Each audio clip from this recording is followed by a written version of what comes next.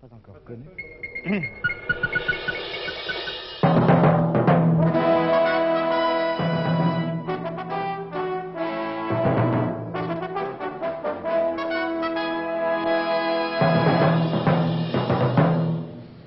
Mesdames, Mesdemoiselles, Messieurs, bonjour. La guerre entre l'Inde et le Pakistan reste aujourd'hui encore le titre numéro 1 de l'actualité. Sur le terrain, les communiqués qui nous parviennent de là-bas font état de combats très violents, plus de 100 morts à Karachi à la suite d'un raid aérien, et par ailleurs les troupes indiennes ont réussi à percer les défenses pakistanaises autour de la ville de Jessore. Sur le plan diplomatique, c'est toujours l'impasse, Jean-Pierre Quittard, du côté des Nations Unies. Constat d'échec en effet et par là même constat d'impuissance pour le Conseil de sécurité dans le conflit indo-pakistanais. Devant la menace d'un nouveau veto du représentant soviétique, l'ambassadeur Yacob Malik, le Conseil de sécurité a décidé tout simplement de confier le dossier à l'Assemblée générale des Nations unies. Une décision lourde de conséquences, à la fois pour l'organisation internationale et pour les deux belligérants, car les décisions éventuelles que pourrait prendre l'Assemblée générale, un cessez-le-feu par exemple, n'ont aucun caractère obligatoire. Sur le terrain, on semble y voir un peu plus clair après 3 jours de combat. Sur le front ouest, l'armée pakistanaise, appuyée par des blindés et soutenue par l'artillerie, a lancé une vaste offensive menaçant les positions indiennes du Cachemire et du Pendjab. Mais les combats les plus violents se livrent toujours au Pakistan oriental. Les troupes indiennes, aidées par les soldats du Bangladesh, ont occupé ce matin l'aéroport de Jessore, une importante position stratégique. Ils ont enfoncé les lignes de défense pakistanaises autour de la ville et ils encerclent également, comme il y a, autre ville importante du Bengale oriental. L'objectif numéro 1 des forces indiennes reste la prise de Dhaka, la capitale du Pakistan oriental, pour y installer, on le sait, un gouvernement bengali. Devant l'ampleur des combats et pour la seconde journée consécutive, un avion des Nations Unies n'a pu évacuer 265 ressortissants étrangers immobilisés à Dhaka. En revanche, 172 Français résidant à Karachi ont pu regagner hier Paris, où les attendait Michel Toulouse.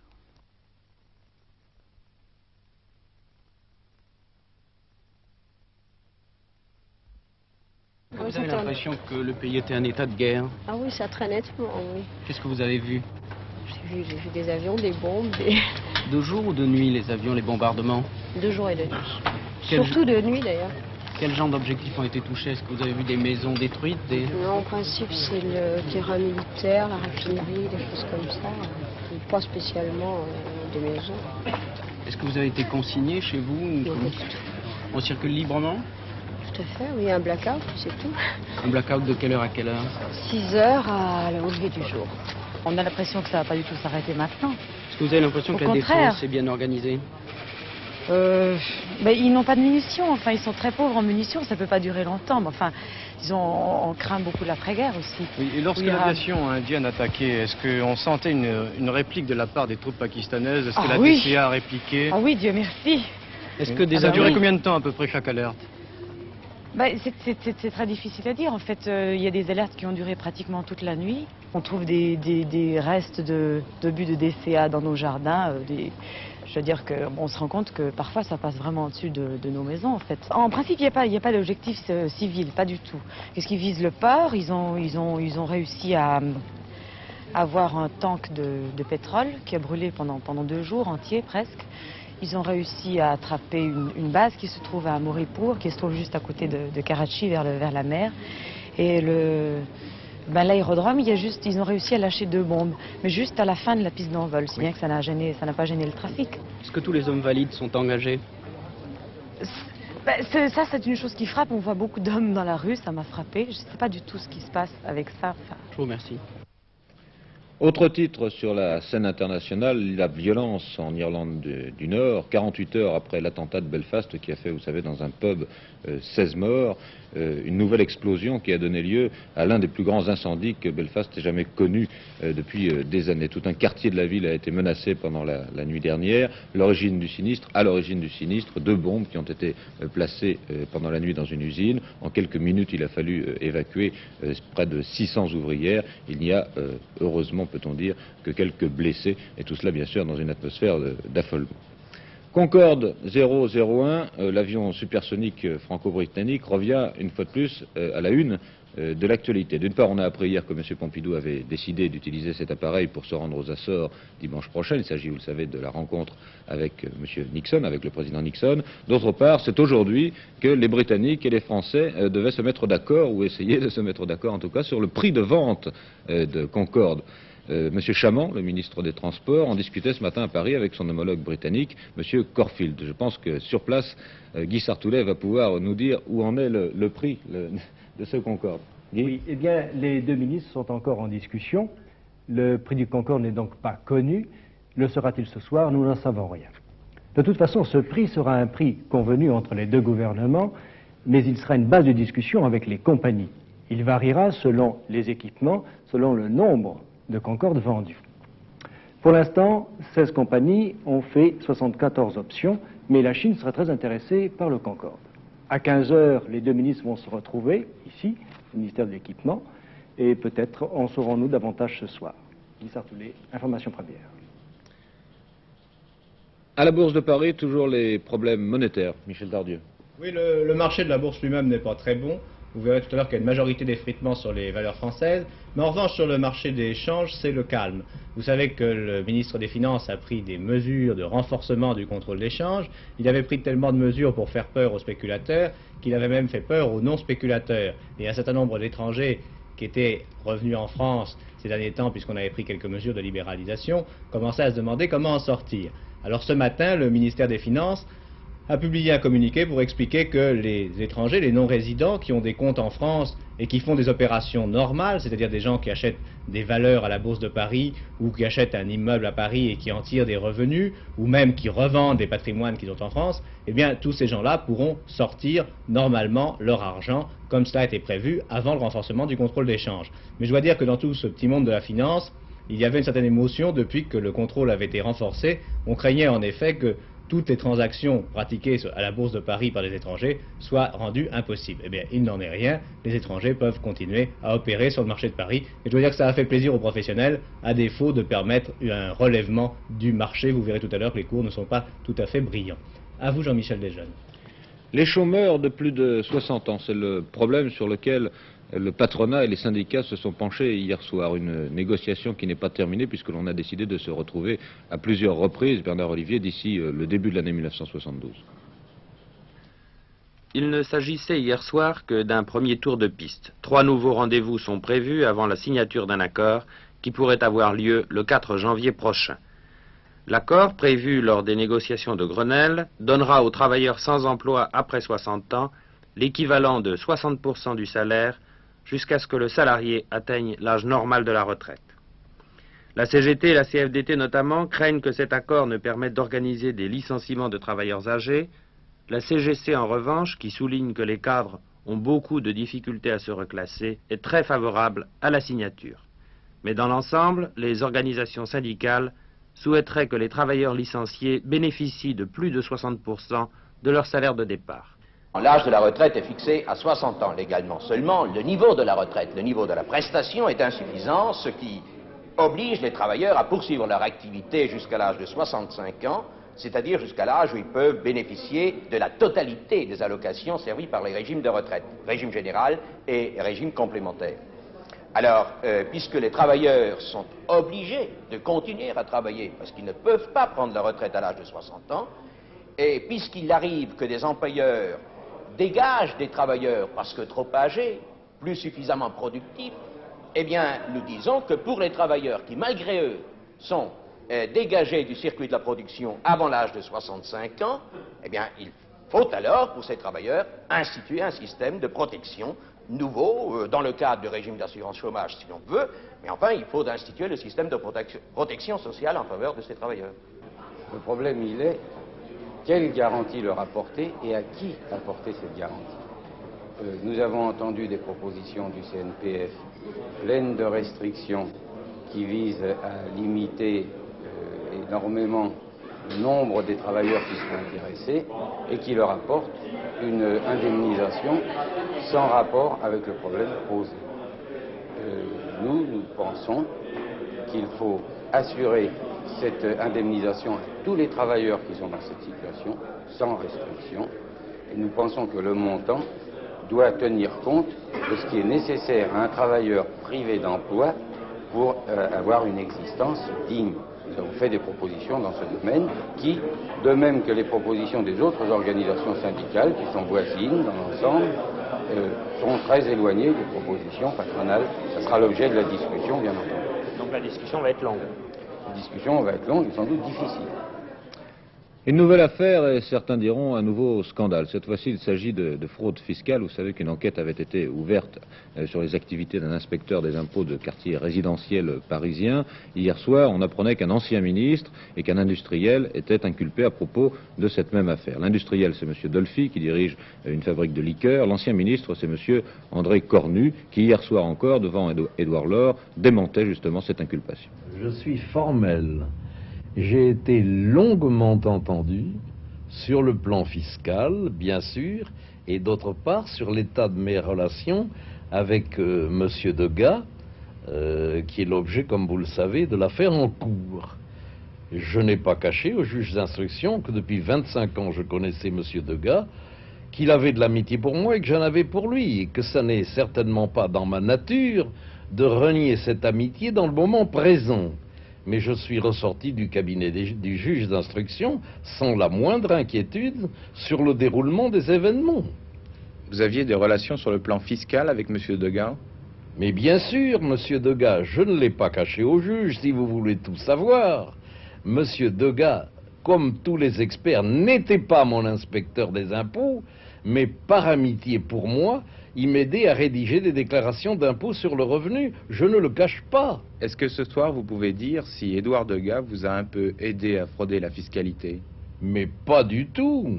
Il ne m'a pas du tout aidé à frauder la fiscalité. Et c'est ce que j'ai déclaré nettement au juge d'instruction. Mais pourquoi le juge d'instruction vous a-t-il demandé de venir à son cabinet? Parce que mon nom a été prononcé et parce que le juge d'instruction avait reçu une plainte de l'administration des finances. C'est très clair. Est-ce qu'il y a eu une enquête de l'administration des finances sur vos déclarations de revenus? Je n'en savais rien jusqu'à ce jour. J'ai appris tout ça d'une manière absolument imprévisible pour moi. Donc il y a eu une enquête? Sûrement. Sûrement. Parce que vous avez fraudé la fiscalité? Je ne dis pas, c'est un terme que je n'accepte pas. Je n'ai pas fraudé la fiscalité. Il peut y avoir dans certaines déclarations de l'impôt sur le revenu des omissions d'ailleurs involontaires, mais je me refuse à considérer cela comme une fraude. Pour le reste de l'actualité française, à l'Assemblée nationale, cet après-midi, les députés vont entamer l'examen du collectif budgétaire. Principaux bénéficiaires, les fonctionnaires pour lesquels on débloque 459 millions. Il est question d'autre part d'assujettir les coopératives agricoles au paiement de la patente. Le vote aura lieu assez tard dans la soirée. Les coopératives, ce sera d'ailleurs le sujet de Télévillage tout à l'heure à la fin de ce tour de l'actualité. Dans les lycées, toujours une certaine effervescence, à Marseille notamment hier où il y a eu des heurts entre les lycéens et les forces de police. Il s'agissait cette fois encore d'un meeting de protestation contre la fameuse circulaire de M. Guichard à propos de la discipline dans les établissements scolaires. Cela se passe dans la même région, cela n'a rien à voir. Les méridionaux connaissent bien les embarras de circulation, les embouteillages du côté de Martigues et depuis un bon moment déjà, ils attendaient la construction d'un nouveau pont. La phase spectaculaire des travaux a commencé avec l'installation du pilier central de ce pont de Martigues. Enfin, ça y est, le viaduc autoroutier de Martigues, qui permettra le franchissement du canal de 40, se rapproche de sa physionomie définitive, ce qui est bien sûr une façon de parler. De nombreuses personnalités intéressées par leur profession à cet événement, auquel s'étaient joints plusieurs de nos confrères de la presse spécialisée, étaient en effet invités hier à assister à l'opération de levage du tablier central, un ensemble ne pesant pas moins de 2200 tonnes sur une longueur de 300 mètres. Cette opération avait débuté il y a un mois déjà, mais elle avait été interrompue à cause d'un incident technique. Maintenant, les normas montent doucement en raison de 93 cm par heure. Mais le viaduc de Martigues, principal ouvrage d'art de l'autoroute Marseille-Fos, n'entrera pas en service avant la fin de l'été prochain. Le temps, aujourd'hui, du soleil sur le midi et sur les régions de montagne, sur la moitié nord de la France, et là, il y aura un ciel brumeux et du brouillard aussi, soyez prudents sur les routes. L'actualité sportive avec une dernière minute, Michel Drucker, dans le domaine de l'haltérophilie. Oui, une dépêche qui nous vient de Moscou et des chiffres qui laissent rêveur. Le soviétique David Riguer a amélioré hier soir, lors de la Coupe du RSS d'haltérophilie, 2 nouveaux records du monde dans la catégorie des lourds légers. Aux 3 mouvements, c'est-à-dire à l'arraché, l'épaule jetée au développé, il a réalisé 552 kg 500, ce qui est le poids moyen d'une voiture de 4 chevaux. Il a amélioré de 7 kg 500 son précédent record. D'autre part, à l'épaule jetée, il a battu le record du monde avec 207 kg 500. L'ancien record appartenait au Suédois Johansson avec 206 kg 500, c'est impressionnant. Et surtout pour nous, les petits gabarits. Nous parlions basket hier au cours de l'Hebdo Midi Sport. Il y a un match intéressant ce soir, Villeurbanne-Vienne. Oui, Lyon va vivre ce soir à l'heure de la Coupe d'Europe de basket avec un match qualificatif pour les quarts de finale de cette Coupe d'Europe qui va opposer Villeurbanne, l'équipe que vous connaissez bien, à Vienne, le champion d'Autriche. Battu de 16 points, 101 à 85 la semaine dernière à Vienne. Les joueurs de Villeurbanne doivent donc gagner ce soir avec 17 points d'écart. C'est une tâche très difficile mais qui n'est pas impossible. 17 points, cela représente 8 paniers et un lancer franc. Qu'en pense le capitaine de Villeurbanne, Alain Gilles, l'international, bien connu? C'est ce que nous allons savoir maintenant. En effet, notre camarade de notre station de Lyon, Roger Luc, a rencontré Alain Gilles ce matin. Alain Gilles, pour ce match de ce soir, on s'interroge, tiendrez-vous votre place? Bien écoutez, je fais tout pour tenir ma place. Disons que depuis le soir de Bagnolet, on a commencé à me soigner. Maintenant, je pourrais vous le dire uniquement avant le match parce que pour l'instant, je peux rien dire. Alors c'est un traitement de choc qui va sans doute vous soulager? C'est-à-dire, j'ai eu un bon écrasement musculaire et ça s'est formé en caillot de sang, bien sûr. Alors il me faut un appareil en ce moment pour essayer de ressortir ce caillot de sang du muscle. Et si vous ne participez pas à ce match, quel serait votre remplaçant? Bien écoutez, normalement ça serait Bernard Magnin. Maintenant, je vous dis bien, on essaiera avant le match, j'essaierai de m'échauffer longuement. On doit me faire en principe un chauffant avec un emplâtre américain et peut-être une piqûre de novocaïne pour essayer de tenir ma place. Alors Alain Gilles, comment jugez-vous ce match retour? Bien, je le juge bien sûr très difficile. J'avais quand même assez grand espoir puisque on avait fait un très mauvais match contre Bagnolet et souvent il est dit que lorsqu'on joue très mal la veille d'une grande rencontre, le jour de ce match est très bon. Alors j'espère ne pas me tromper et qu'on fera un grand match pour essayer de rattraper ces 16 points. Et ce soir en principe ce sera l'équipe type? Mais écoutez, ce soir normalement nous devons débuter avec Durand en pivot, Gérard Lespinasse, Michel Leray, Bob Purquizer et moi-même si je peux tenir ma place. Un dernier mot, on est confiant? Oui, bien sûr, toujours. Voilà, et vous suivrez la deuxième mi-temps de cette rencontre en direct et en couleur à partir de 21h55 dans Match sur la 2 sur la deuxième chaîne. Encore un mot du basket pour vous dire qu'une autre équipe française est engagée dans cette Coupe d'Europe et elle va essayer elle aussi de se qualifier pour les quarts de finale. Il s'agit de l'équipe de Jean de Gros, la S de Nain, qui jouera après-demain à Malines en Belgique. Les Donésiens ont une position un peu plus favorable que celle des joueurs de Villeurbanne car ils ont gagné le match aller avec 6 points d'écart. Dans le domaine du football, une bonne nouvelle pour les Niçois. Oui, une bonne nouvelle pour les supporters niçois. Leur équipe, qui est actuellement 6e, vous le savez, du championnat de France professionnel, cette équipe se renforce à l'approche des matchs retour. Vous savez que la trêve, c'est pour dans 15 jours. 2 Argentins vont débuter prochainement à Nice, Brindisi et Montagnoli. Brindisi, il n'a que 22 ans et il n'est pas inconnu car il a été plusieurs fois international argentin. Quant à Montagnoli, il n'a que 18 ans et il est le fils de l'ancien joueur de Sochaux qui jouait en France il y a une quinzaine d'années. Je vous rappelle qu'un autre joueur sud-américain arrive en France vendredi. Celui-là, c'est le Brésilien Joel qui va jouer à Paris Saint-Germain. C'est une bonne recrue pour le club parisien. Joel, lui non plus, n'est pas un inconnu. Il faisait partie des 22 présélectionnés brésiliens qui disputèrent la 9e Coupe du Monde au Mexique. La saison de ski n'a pas tellement bien commencé pour les skieurs français. Pour les descendeurs. Il y a quand même un monsieur qui a sauvé l'honneur pendant le week-end. En effet, les descendeurs français ont été largement battus par les Suisses, avec Russie en tête dimanche dernier à Saint-Moritz. En revanche, Jean-Noël Augère, lui, a bien commencé la saison.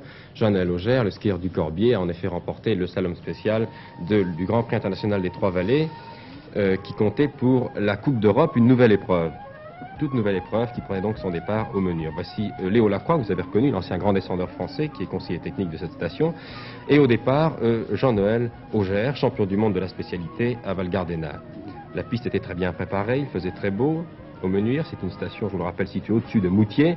Et Jean-Noël Augère a remporté facilement le spécial. Il a réalisé le meilleur temps des 2 manches. Le Polonais Bachleda termine 2e à plus d'1 seconde. L'Italien Schmatzel 3e à plus de 2 secondes. Quant à l'Allemand de l'Ouest Rieger, il est 4e, mais il prend la tête de cette nouvelle épreuve qui est la Coupe d'Europe de ski, car il avait terminé la veille 3e du slalom géant remporté par l'Autrichien Petschel. Voilà, Jean-Noël Augère est en forme.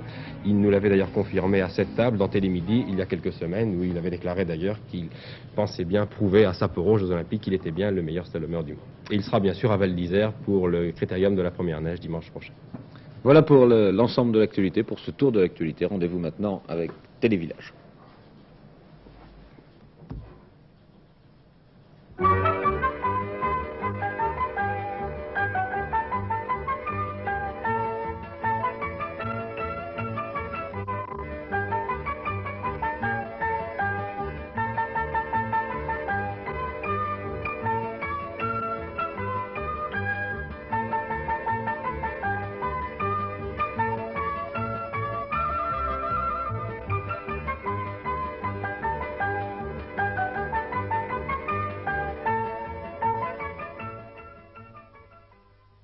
$35 milliards de nos francs actuels, c'est-à-dire 3500 milliards anciens. C'est le chiffre d'affaires de l'ensemble des coopératives agricoles de France. Il y en a à peu près 6000. 35 milliards, cela représente, pour fixer les idées, 1,5 fois le chiffre d'affaires de toute l'industrie automobile française.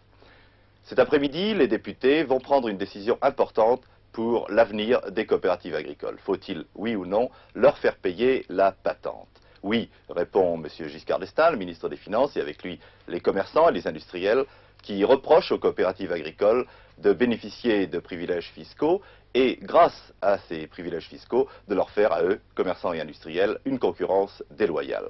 Non, répondent les agriculteurs, parce que nos coopératives ne sont pas tout à fait des sociétés commerciales comme les autres. Elles sont une forme avancée de démocratie économique, elles sont une forme d'organisation sociale. Et en tout cas, disent les agriculteurs, pas question pour nos coopératives de payer la patente tant que le gouvernement n'aura pas accepté d'assouplir le statut juridique de ces coopératives. Car les agriculteurs demandent à ce que leurs organismes puissent se battre avec les mêmes armes commerciales que celles dont disposent les industriels et les commerçants. Or, pour l'instant, les sénateurs refusent de discuter au cours de l'actuelle session la proposition de loi d'un député du Finistère, M. Pierre Lelon, qui prévoit précisément cet assouplissement du statut des coopératives. Alors, qui a raison? Qui a tort? Eh bien, la vérité est qu'il y a plusieurs types de coopératives. Il y a bien sûr des entreprises devenues gigantesques et qui, elles, pourraient parfaitement supporter de payer la patente. Et puis il y a aussi de toutes petites coopératives, des coopératives de copains, comme disait l'ancien ministre Edgar Pisani. Des sortes de bureaux d'entraide qui prolongent en fait les petites exploitations individuelles. Et l'on comprend parfaitement que ces petites coopératives échappent au droit commercial classique. Nous allons d'ailleurs vous en montrer un exemple dans les Hautes-Pyrénées.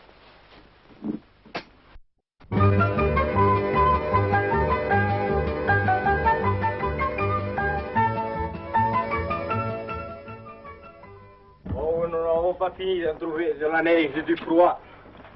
Jusqu'au mois de mai.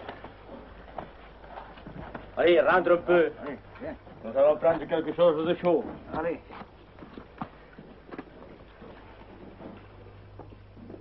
Nous sommes arrivés à penser à créer une coopérative parce que nous avions un ramassage de lait qui était fait par de petits laitiers qui passaient et qui ramassaient d'abord pas beaucoup de lait et puis qui ne payaient pas. Bien sûr. On vendait le lait à vil prix et si quelqu'un voulait essayer de faire du beurre, on n'arrivait pas à le vendre. Vous avez combien de vaches? Moi, j'en ai une vingtaine. Et vous produisez combien de lait environ par jour? Oui, une moyenne de 60 litres. C'est-à-dire il fallait vendre le lait pour pouvoir suffire un peu pour le ménage. Bien sûr. Et depuis que la coopérative tourne, eh bien, on se débrouille de mieux en mieux. Vous parlez? Allez, Victor, hop. Tu vides? 1957, pour les habitants du canton de Bordère, agriculteurs, petits producteurs de lait, c'est l'heure du choix. La chaleur de cette nuit n'a pas fait du bien, tu sais. Voilà pour 15 L'exode rural a envoyé tous les jeunes vers la ville. Fallait-il rester solitaire quand on était aussi petit, ou bien s'unir pour survivre? C'est bon, merci.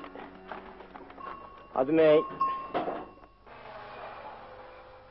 Tout commence par un syndicat intercommunal où s'unissent les agriculteurs. Le syndicat emprunte 42 millions anciens au Crédit Agricole et à la Caisse des dépôts, construit des bâtiments, achète du matériel, les producteurs louent l'ensemble, la coopérative est née. Son objectif, ramassage, stockage, transformation et vente. Gérer une coopérative est une tâche difficile. Après 5 ans de gestion approximative, le premier conseil d'administration suscite la méfiance, les coopérateurs s'éloignent peu à peu, 5 années de chute verticale. De 300 000 litres en 66, la production tombe à 150 000 en 70.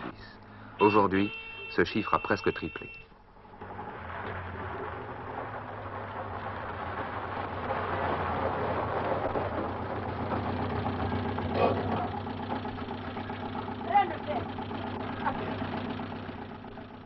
Vous livrez combien de litres par jour? Maintenant, ils nous le payent 48 francs. Alors que pendant 10 ans, ils nous l'ont payé 38. Et ils vont arriver à 50, j'espère quand même. C'est-à-dire, oui, ça nous permet d'avoir le beurre, d'avoir des yaourts, d'avoir de la crème, si vous voulez en acheter. Et ça nous permet, quand on a du pas fromage, d'idée, de leur acheter les produits qui sont plus bon marché que non au commerçant. L'âme de la coopérative, c'est Henri Liroulet, 2 enfants, 41 ans. Il voulait être agriculteur, il a dû quitter l'exploitation familiale. Est-ce que vous opérez une sélection parmi les coopérateurs? Non. Alors là, non. Notre coopérative a été créée dans l'intérêt général du canton. Et il serait absurde de sélectionner des coopérateurs. La seule chose que nous désirons, au contraire, c'est que tous les producteurs de lait, quels qu'ils soient, livrent leurs produits à la coopérative, car c'est bien leur outil de travail et c'est grâce à elle qu'ils commercialiseront le plus valablement leur lait. S'il n'y a pas de critères de sélection, il n'y a pas non plus de sanctions. Ah non, alors là, nous n'appliquons pas de sanctions. Les statuts sont des statuts de coopérative qui obligent, bien entendu, dans la mesure où ces derniers sentent leur intérêt, les coopérateurs à porter leur lait au niveau de leur activité. Allez, dépêche-toi un peu.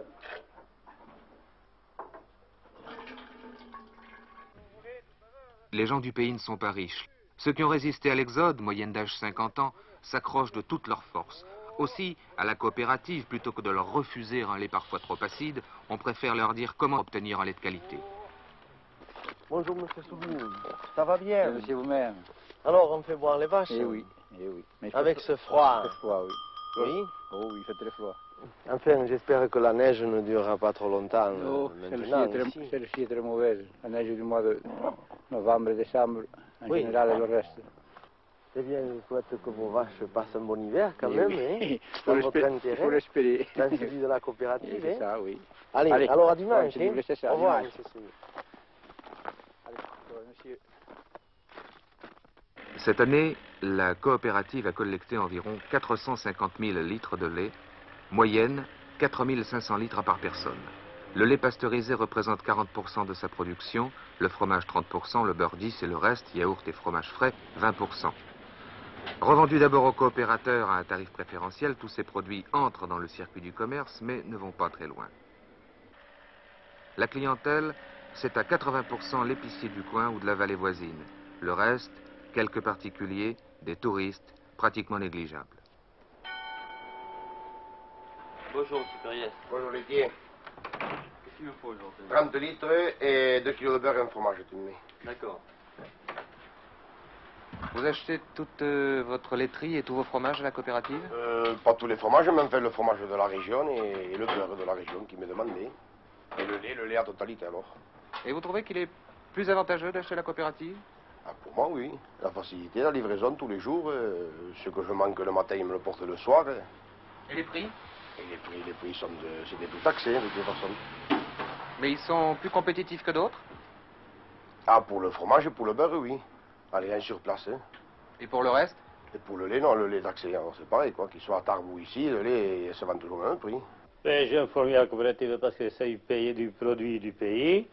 Et comme nous sommes un pays pauvre, il vaut bien faire travailler les gens du coin. Et est-ce que la qualité des produits livrés rivalise avec celle des grosses coopératives? La qualité en nature sont certainement meilleures. Après ça ne flatte peut-être pas le palais comme les autres, par des parfums chimiques que je ne connais pas.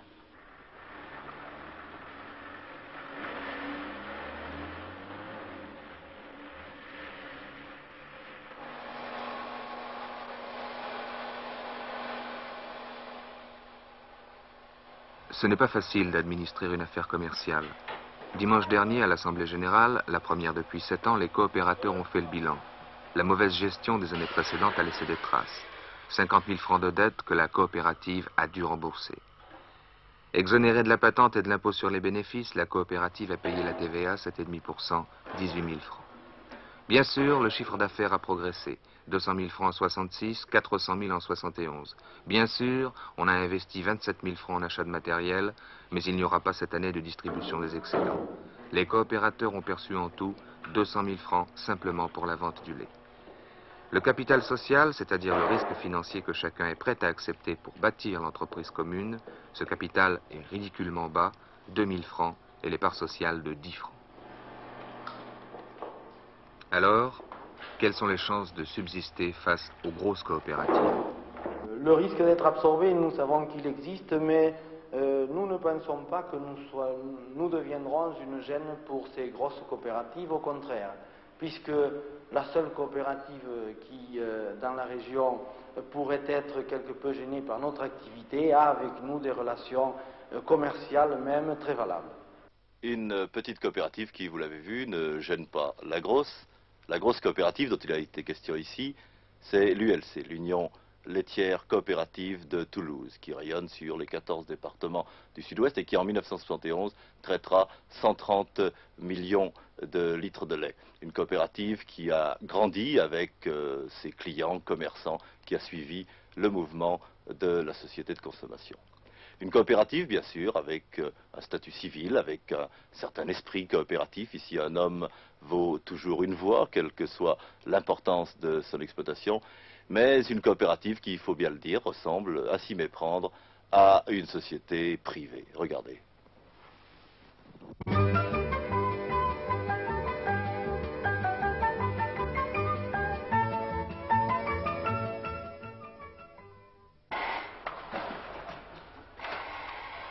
L'ULC est l'une des 10 coopératives régionales qui forment la Sodima, la société de diffusion des marques. 2 milliards de litres de lait par an, le groupe Sodima se classe au 2e rang pour la vente des yaourts, derrière Gervais Danone, et au 1er rang pour la vente du lait de consommation, devant Jeanvin. C'est la plus belle réussite commerciale du mouvement coopératif français. Ici, la distribution cède le pas au marketing, comme on dit. Pour écouler le lait, il faut en faire autre chose que du lait, en lui ajoutant un parfum, une consistance, un emballage attrayant. Le volume de lait oscille entre 300 et 400 000 litres de lait par jour. Cela représente donc un volume de lait important qui est travaillé pour les 2 tiers environ en produits élaborés, de façon à obtenir la meilleure valorisation de votre lait pour pouvoir vous le payer au prix le plus intéressant possible. Mais la coopérative s'est préparée à construire cette usine et par la très bonne gestion qu'il y avait de l'entreprise avant la construction de cette nouvelle usine, on a pu faire un autofinancement relativement important. Il y a un apport de capital social des agriculteurs qui est aussi très important. Le crédit agricole a pallié à la partie restante et aussi des subventions de l'État sont venues apporter un complément. La diversité de produits fabriqués par l'Union laitière coopérative est venue progressivement. L'ULC a eu sa première usine à Toulouse et étant très près d'un grand centre de consommation, elle a fait des produits frais. Le lait de consommation a été fabriqué pour la même raison et ces spécialités se sont maintenues par un accord avec les autres coopératives de la région qui, pour ne pas se concurrencer sur le marché, ont pris chacune des fabrications bien déterminées. Mais avec cette implantation relativement faible, il ne nous était pas possible de bénéficier des apports de la publicité et aussi de faire de la recherche pour des produits nouveaux. Dans une réunion de coopératives importantes en France, il s'est trouvé des gens qui ont décidé de se réunir pour faire du marketing de produits laitiers. Et Ainsi, on a pu créer une marque nationale, d'abord de produits laitiers, de produits frais, et par la suite, quelques années plus tard, de lait, permettant de bénéficier de la publicité et d'une notoriété beaucoup plus grande. Un autre point qui a décidé la création d'un groupe national en donnant à des coopératives, notamment espagnoles ou canadiennes, la possibilité de fabriquer sous des licences, sous la licence des produits que nous fabriquons, donne aux consommateurs une continuité dans l'obtention de ce produit. C'est-à-dire que le vacancier qui est en Espagne sur la Costa Brava trouve le même produit qu'à Toulouse ou qu'à Paris ou qu'à Nancy. Juridiquement, les patrons, ce sont les 6500 agriculteurs qui livrent leur lait tous les matins. Mais peut-on vraiment, lorsque personne ne vous a donné la formation économique nécessaire, contrôler un empire industriel qui réalise un chiffre d'affaires de 140 millions de francs par an? Les agriculteurs sont avant tout des chefs d'exploitation. Ils n'ont pas la compétence pour gérer une entreprise, surtout de la dimension de notre coopérative. Et le conseil d'administration doit engager un directeur auquel il a une confiance absolue, et ce directeur doit mériter cette confiance. Nous les avons embauchés justement à cause de leur connaissance technique, de leur capacité intellectuelle et morale pour gérer justement l'usine actuelle ou le groupe d'usines que l'ULC a en charge. Nous voilà réunis aujourd'hui pour honorer cette... Les agriculteurs ne peuvent pas tout faire, produire et vendre, d'autant plus que par formation et par goût, ils sont souvent plus techniciens que commerçants. À chacun son métier. La stratégie commerciale, c'est l'affaire des états-majors, l'affaire de M. Chastrus, le directeur général de l'ULC. Son travail serait-il très différent s'il était à la tête d'une entreprise privée? Tous des travailleurs. Chez nous, il n'y a pas de capitaliste à rétribuer. Le profit de la maison, c'est le profit de tous.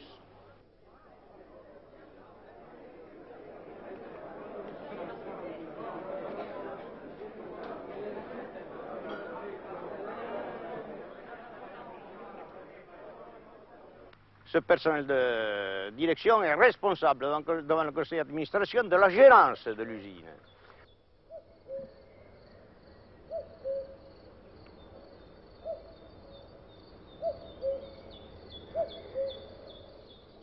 Mais à côté de cela, votre coopérative sent de plus en plus le besoin non seulement d'écouler au mieux votre production, mais peut-être elle n'a pas fait jusqu'à maintenant tout ce qu'elle pouvait faire pour vous aider à produire au mieux. Étant entendu que la possibilité de produire dans des conditions les meilleures est aussi intéressant et aussi important que le prix du lait. Ce service de production est fait de jeunes qui sortent d'école, qui sont suffisamment psychologues pour connaître la nature paysanne du milieu dans lequel ils sont obligés de travailler et qui journellement ont des contacts humains avec la production. Le coopérateur de l'époque n'était jamais qu'un marchand de lait qui livrait le lait à un organisme. Et ce n'est que grâce à ce personnel qui a été un personnel éducatif que l'on est arrivé actuellement à avoir cette interpénétration entre les instances qui commandent et le personnel de base.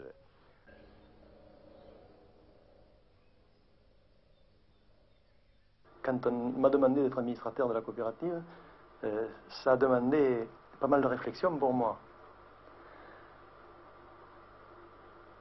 En réalité, j'ai été un peu préparé à ce travail, parce que la coopérative forme tous les ans 15 jeunes. Elle donne des cours à des jeunes agriculteurs qui, par la suite, ont des responsabilités professionnelles. L'administrateur est élu par les coopérateurs, c'est-à-dire des paysans comme moi, et l'administrateur est élu pour 3 ans. Sur les 5000 coopérateurs, nous n'avons pas la prétention les administrateurs n'ont pas la prétention de connaître tous les coopérateurs. surtout dans une zone qui est relativement étendue et avec des régions très différentes les unes des autres. Mais la répartition des administrateurs est faite de telle sorte que les administrateurs représentent certaines régions. Et ainsi, les administrateurs connaissent mieux les problèmes des régions qu'ils représentent. Une fois par an, à l'automne, c'est au tour des adhérents de la coopérative d'exprimer eux-mêmes leurs problèmes. Pour quelle raison y a-t-il tant de personnel à la coopérative? Et est-ce que ce n'est pas une charge supplémentaire aux coopérateurs? Moi, j'ai un cas assez particulier.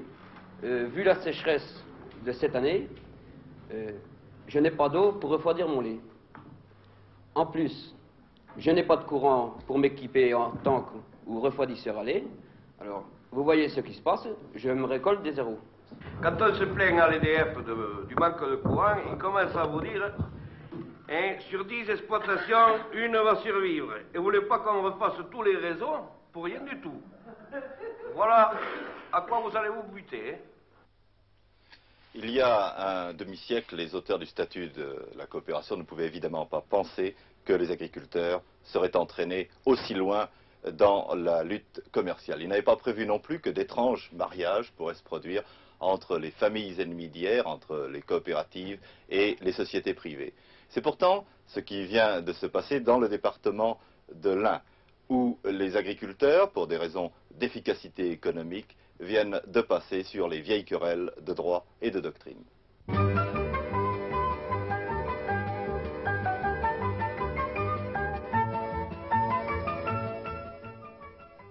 Nous avons une production, un affinage annuel de l'ordre de 10 000 tonnes, ce qui représente à peu près 20% de la production globale suisse, 8% de la production globale française, ce qui nous place au premier rang probablement sur le plan mondial au point de vue gruyère.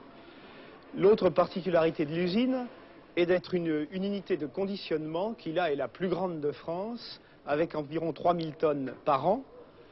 Également une fabrication de fromage râpé à un rythme de l'ordre de 800 000 sachets par mois et une fabrication de crème de gruyère, là qui est nettement moins importante, qui se situe aux environs de 2000 tonnes par an.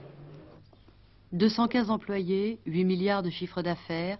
Le groupe Rébier est une belle entreprise, mais ça n'est pas une entreprise comme les autres. Et si elle a gardé son nom, elle a changé de tête. Rébier, c'était, dans l'Ain, le nom d'une famille que tout le monde connaissait.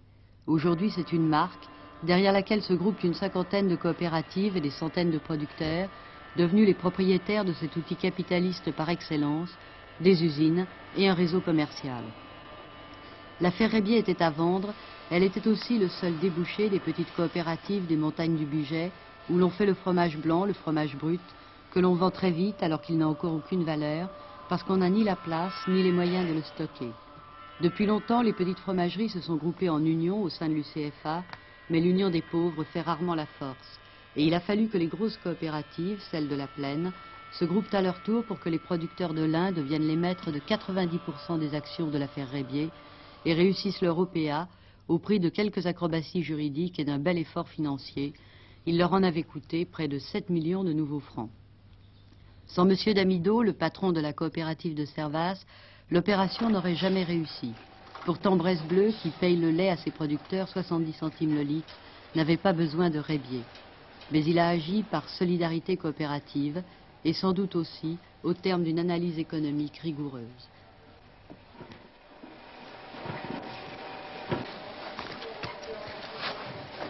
Il faut dire aussi qu'il n'y avait pas le choix, nous n'avions pas d'autres moyens. Imaginez que l'entreprise Rébier est achetée par un groupe concurrent, un groupe étranger quelconque.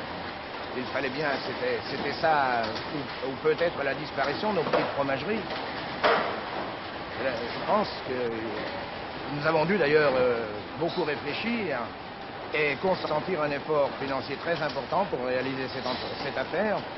Et c'est pour ça d'ailleurs que les fromageries de Bresse Bleu sont venues en appoint avec les autres par solidarité, étant conscients que si nous ne rentrions pas avec eux, financièrement l'opération était difficilement réalisable. Vous étiez le patron de cette entreprise qui était une entreprise familiale et vous ne l'êtes plus. C'est-à-dire finalement vous êtes les premières victimes de cette opération. À vrai dire, votre question me surprend, surtout quand j'entends prononcer le mot de victime. je n'y ai pas du tout songé. Encore moins être victime. Je crois qu'on a pris surtout de plus grosses responsabilités dans la mesure où on ne joue pas avec son argent personnel et où on défend les intérêts d'une communauté. C'est beaucoup plus grave à notre niveau, si vous voulez, on est moins libre. Quand on prend des risques, quand on gère une entreprise avec son argent personnel, alors que là on joue avec l'argent des autres et c'est plus grave. Et vous, Monsieur Cormorèche, qui êtes un président de coopérative, entre autres, vous vous retrouvez PDG. Je me trouve président de conseil d'administration, entouré d'une équipe de directeurs, mais je crois que ce qu'il y a d'important, c'est que nous avons, à partir de cette prise de responsabilité, mieux cerner les vérités dans le problème commercial et industriel. Il y a quand même quelque chose de changé, notamment au niveau des producteurs, étant donné que le comportement de nos coopératives avec l'entreprise Rébier est modifié. Nous étions jusqu'à maintenant, disons-le, chacun de côté de la barrière, car chaque année, nous avions au niveau de notre discussion, de nos conventions, des discussions qui portaient notamment sur les conditions où serait réglé le produit. Or maintenant, nous sommes nous-mêmes responsables de cette entreprise et je crois que c'est là qu'il y a quelque chose de changé et de fondamentalement changé, car nous avons eu à prendre conscience des conditions dans lesquelles se réalise le marché, des exigences de celui-là, mais aussi des exigences que cela a à notre niveau. Et chacune des coopératives ne peut plus aujourd'hui considérer que sa force de négociation va être liée tout simplement aux qualités de son président ou à, disons-le, les meilleurs arguments qu'il pourra utiliser une fois par an. Mais ce sont des arguments de tous les jours puisque c'est la qualité du produit qui sort de l'entreprise. Ce qui est important pour nous, c'est d'entrer dans le jeu d'un marché et c'est ça notre objectif. Et nous savons que ce marché évolue beaucoup et qu'actuellement les formes de commercialisation elles-mêmes évoluent et que si nous voulons y être adaptés, il faudra bien que parallèlement nous y adaptions la production. Et c'est bien dans cet esprit-là, en définitive, que tend notre effort de promotion au niveau de la production. Ce que nous avons fait, c'est que ces unions ont associé l'ensemble des coopératives, d'une part au classement des fromages, car ceux-ci sont classés par les directeurs des coopératives eux-mêmes, et évidemment par ceux qui les produisent, mais avec une rotation qui fait que chaque directeur est associé au classement des fromages, et le prix est défini par une commission financière qui elle-même associe les directeurs de coopératives, là aussi par rotation. Et les présidents. Et les présidents, évidemment, je crois qu'il fallait y ajouter, car effectivement, les présidents et les directeurs sont très intimement associés à cette définition.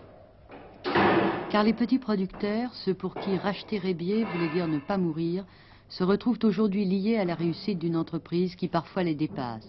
Entre eux et les consommateurs, il y avait des intermédiaires, maintenant il y a la concurrence, la course à la qualité et à la productivité. Depuis 2 ans qu'elles ont racheté l'affaire Rébier, les coopératives l'ont largement développée. Mais dans le hall, on vient d'installer une machine à pointer pour les employés, et dans les petites fromageries, on sait désormais qu'il faudra tenir la qualité ou partir.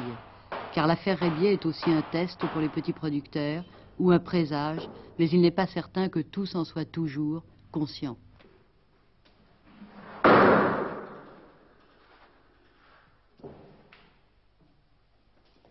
Mais est-ce qu'une petite fromagerie en bénéficie autant qu'une grosse coopérative? Ben oui, parce que la commercialisation est quand même plus facile, Est-ce que par exemple ça va vous permettre d'acheter le lait plus cher aux producteurs? Ben peut-être pas, mais une sécurité. Une sécurité surtout. Vous vous sentez plus sûr? Oui, c'est plus, on n'a pas les embêtements qu'on a eus les années précédentes. Par exemple? Oui, qu'il fallait passer par tous les commerçants, tous les petits commerçants de fromage ça nous rapportait pas quand même ce qu'on fait maintenant avec l'Union. Par exemple, ça vous permet d'écouler toute votre production? Oui, bien sûr, c'est plus facile. Oui, c'est une sécurité dans l'écoulement. L'origine de cette coopération au 2e degré était rechercher la sécurité, comment dirais-je, dans l'écoulement de ces produits. Parce qu'autrefois, bon, le gruyère était un produit spécialement spéculatif, puisque c'était un fromage de garde. Mais la technique de l'acheteur, de cette multitude d'acheteurs, était de laisser les caves de ces fromageries se remplir. Et lorsqu'elles n'avaient plus de place pour loger ces fromages que vous voyez sous presse maintenant, qu'est-ce qu'il fallait qu'elles fassent? Qu'elles vendent à n'importe quel prix. Mais moralement, ça vous gêne pas un peu de devenir des capitalistes?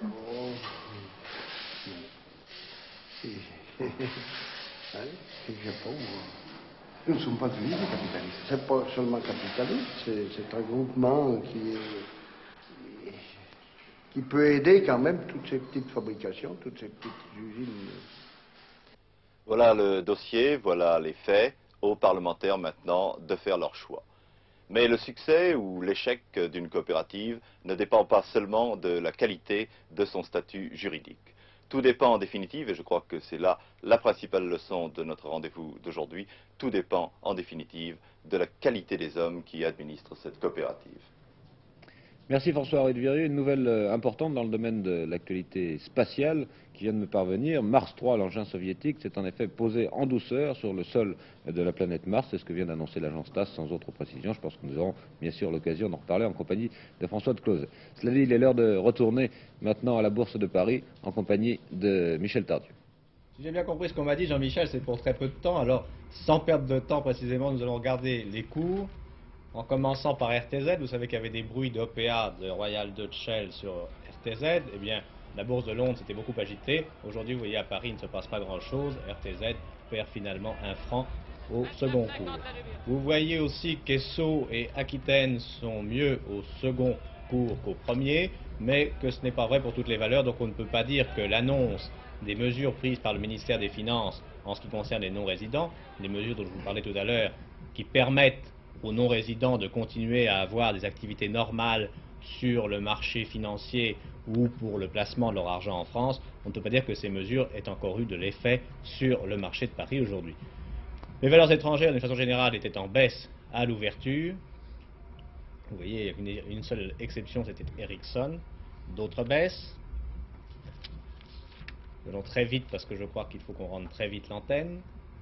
Et si nous pouvions faire un petit saut à l'or pour vous montrer qu'il ne se passe pas grand-chose non plus sur le marché de l'or, le lingot perd 5 francs, le Napoléon est en léger progrès, et le Pinet, bien malgré le progrès du Napoléon, le Pinet, lui, perd 20 centimes. Ici la Bourse de Paris, à vous Jean-Michel Desjeunes. Très vite aussi, au revoir et bonne journée.